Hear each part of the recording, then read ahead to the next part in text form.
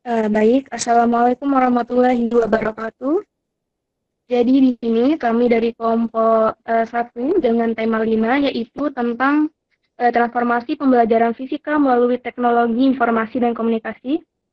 Jadi di sini saya bersama rekan saya yaitu Nabila Hairunisa akan melakukan presentasi di mana di sini kita akan membahas tentang bagaimana teknologi informasi dan komunikasi telah membawa perubahan besar dalam pembelajaran fisika.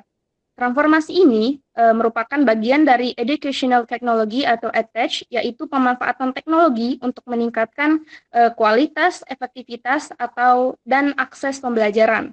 Fisika juga dikenal sebagai ilmu yang um, memuat konsep abstrak sehingga membutuhkan bantuan visual, simulasi, dan media digital agar tetap mudah dipahami.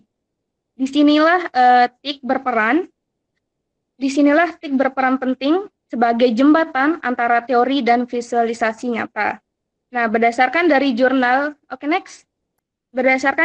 jurnal Sari dan Murnir tahun 2024, penggunaan teknologi digital terbukti meningkatkan Ini efektivitas dan presentasinya belum interaksi bergerak, dalam proses pembelajaran. slide-nya belum bergerak, tetap di judul aja dari tadi dia. Nabila, oke, nice. Nabila fokus. Berdasarkan dari jurnal Sari dan Murnir pada tahun 2024, penggunaan teknologi digital terbukti meningkatkan efektivitas dan interaksi dalam proses pembelajaran fisika. Artinya, teknologi tidak hanya berfungsi sebagai bahan tambahan, tetapi menjadi elemen penting untuk menciptakan pembelajaran yang lebih dinamis. Dari jurnal tersebutlah yang menegaskan bahwa digitalisasi pendidikan mendukung pembelajaran aktif, kolaboratif, dan fleksibel, hal yang sangat relevan bagi pembelajaran fisika.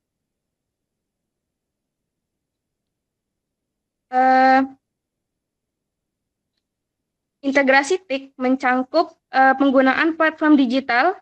Bisa next.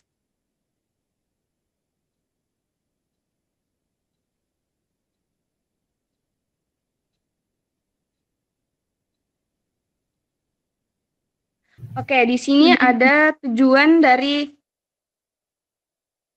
TIK sendiri. Tujuan utama integrasi TIK dalam pembelajaran fisika adalah meningkatkan kualitas, efektivitas, dan aksesibilitas pembelajaran. Dengan media digital, siswa dapat belajar secara mandiri, menonton ulang materi, dan memahami konsep dengan kecepatan masing-masing.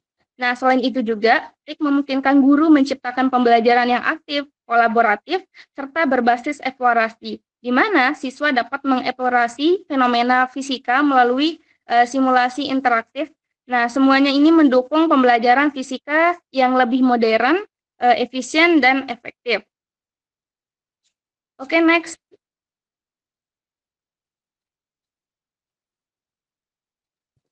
Nah, di sini ada beberapa contoh platform digital pembelajaran yang sudah saya ini masukkan. Nah, di mana di sini ada Google Classroom, ada Moodle, dan ada Zoom yang memiliki peran-peran yang berbeda untuk pembelajaran. Nah, di sini contohnya untuk Google Classroom atau Moodle, ini untuk dilakukan untuk adanya kolaborasi antara guru dan siswa dalam pembelajaran. Jadi misalnya nanti kalau ada pembelajaran daring, bisa kita lakukan dari Google Classroom ini gitu. Nanti untuk tugas-tugasnya itu bisa kita lewat Google Classroom ini gitu. Nah, yang di sini juga bisa kita lihat untuk mendukung pembelajaran yang sinkron, kita bisa menggunakan Zoom atau Google Meet. Dan yang terakhir di sini ada untuk sumber daya online terbuka. Di sini ada YouTube, Zenius, dan sumber daya daring yang bisa untuk menambah materi ataupun pengetahuan kita. Nah, dari platform-platform inilah yang memungkinkan guru memberikan materi, tugas, diskusi, dan evaluasi secara digital. Nah, hal ini juga sejalan dengan temuan penelitian bahwa platform digital meningkatkan keterlibatan siswa dan memperluas akses belajar, terutama bagi siswa yang tidak dapat hadir langsung di kelas begitu. Mungkin itu saja yang bisa saya sampaikan. Sekarang akan dilanjutkan oleh Saudari Baik Nabila Hairunisa. Kepadanya dipersilakan. Baik, terima kasih kepada moderator. Di sini saya akan melanjutkan materi dari PPT kami. Di sini ada aplikasi simulasi fisika. Salah satu bentuk nyata dari pemanfaatan teknologi dalam pembelajaran fisika adalah penggunaan aplikasi simulasi interaktif. Dapat kita lihat ada beberapa aplikasi simulasi dalam fisika. Yang pertama adalah Falstad Circuit Simulator. Jadi aplikasi ini adalah aplikasi berbasis web yang digunakan untuk mempelajari konsep rangkaian listrik dan elektronika. Siswa dapat merancang rangkaian, menambahkan kapasitor, resistor, induktor, serta sumber tegangan. Kemudian mengamati aliran arus listrik dan perubahan tegangan secara langsung. Yang kedua ada tracker atau video analysis and modeling tool. Tracker adalah perangkat lunak untuk analisis gerak berdasarkan video nyata. Siswa dapat merekam video benda yang bergerak, lalu menganalisis posisi, kecepatan, dan percepatan setiap frame menggunakan prinsip kinematika dan dinamika. Yang ketiga ada Algodo. Algodo adalah aplikasi simulasi dua dimensi yang menggambarkan hukum-hukum mekanik klasik dalam bentuk visual yang menarik. Siswa dapat membuat objek seperti bola, bidang miring, dan roda, lalu mengatur masanya, gaya gesek, atau gravitasi untuk melihat bagaimana objek bergerak. Yang terakhir ada PET simulasi.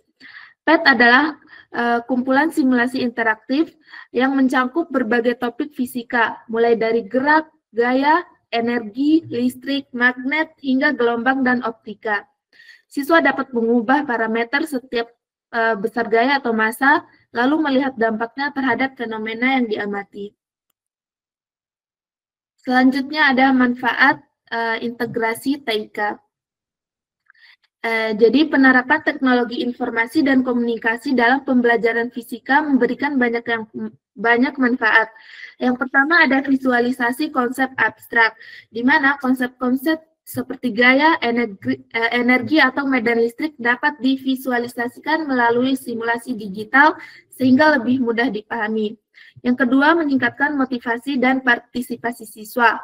Media digital yang interaktif menjadikan pembelajaran lebih menarik dan memotivasi siswa untuk aktif belajar.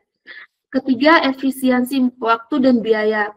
Simulasi virtual dapat menggantikan eksperimen laboratorium yang mahal dan rumit tanpa mengurangi nilai ilmiahnya. Yang keempat, mendorong kolaborasi digital. Platform daring memungkinkan siswa untuk bekerja sama, berbagi data, dan berdiskusi lintas lokasi secara real-time. Selanjutnya ada tantangan integrasi dari TIK. Meskipun membawa banyak manfaat, penerapan TIK juga mendapatkan berbagai tantangan. Yang pertama, keterbatasan infrastruktur dan jaringan internet, terutama di sekolah-sekolah dengan fasilitas terbatas. Rendahnya literasi digital guru dan siswa sehingga teknologi belum dimanfaatkan secara optimal. Kemudian gangguan digital, seperti kecenderungan siswa untuk menggunakan perangkat untuk hal non-pembelajaran. Terakhir, kurangnya pengawasan dan etika digital yang dapat menyebabkan penyalahgunaan teknologi di luar konteks akademik. Kemudian ada strategi dan solusi. Beberapa strategi yang dapat diterapkan untuk mengoptimalkan penggunaan TIK dalam pembelajaran fisika. Yang pertama, pelatihan literasi digital bagi guru dan siswa, agar mereka mampu menggunakan dan mengembangkan media teknologi secara kreatif. Kemudian pemilihan aplikasi ringan dan dapat digunakan secara offline seperti PET offline atau Algodo Portable untuk mengatasi kendala jaringan. Kemudian penerapan etika digital dan pengawasan agar penggunaan perangkat tetap sesuai dengan tujuan pendidikan. Terakhir, kolaborasi antara guru, lembaga pendidikan, dan pemerintah sebagaimana disarankan oleh Permana tahun 2024 untuk meningkatkan kualitas dan pemerataan implementasi teknologi pendidikan. Sekian yang dapat disampaikan dari kelompok kami. Wassalamualaikum warahmatullahi wabarakatuh.